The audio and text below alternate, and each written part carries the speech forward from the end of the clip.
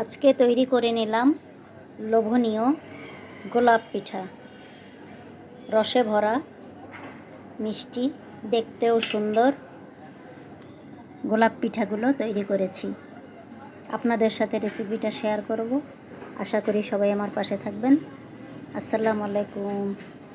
চুলায় পাতিল বসিয়ে দিলাম, চিনি,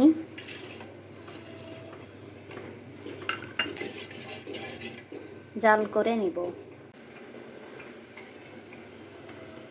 জাল করা হয়ে গিয়েছে, দিয়ে দিচ্ছি আটা। আটাটা ঠান্ডা করে আটাটা সুন্দর করে মথে নিলাম। এখন একটা রুটি বেলে নিব। রুটিটা বেলা হয়ে গিয়েছে। এখন রুটিটা একটা গ্লাসের সাহায্যে গোল গোল করে কেটে নিব। সবগুলো গ্লাসের সাহায্যে কেটে নিলাম। এবার ফুল তৈরি করব। রুটির মাঝখানে একটু পানি, এইভাবে একটা সামান্য একটু পানি, এইভাবে আরেকটা, তিনটা বসিয়ে দিলাম।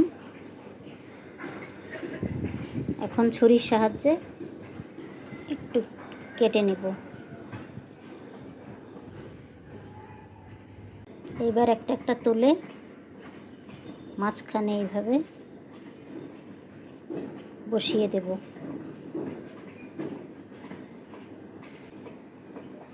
এইভাবে গোলাপগুলো বানিয়ে নিতে পারবেন। একটু পানি দিতে হবে, বসিয়ে দেওয়ার সময় একটু একটু পানি দিতে হবে।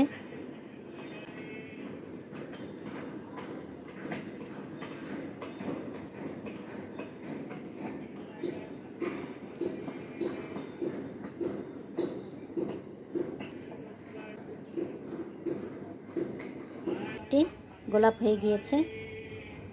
সবগুলো এইভাবে ভাঁজ দিয়ে সবগুলো পিঠা তৈরি করে নিলাম। পাতিলে চিনি, দারচিনি, এলাচ দিলাম। জাল দিয়ে সেরা তৈরি করব। কড়াইতে তেল গরম হয়ে গিয়েছে। এখন পিঠাগুলো ছেড়ে দেব। গরম তেলে পিঠাগুলো আস্তে আস্তে উল্টিয়ে দেব।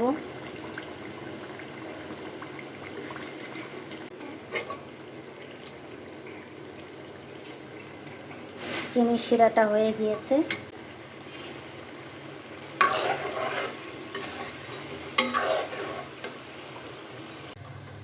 পিঠাগুলোকে তুলে শিরার মধ্যে ছেড়ে দিব।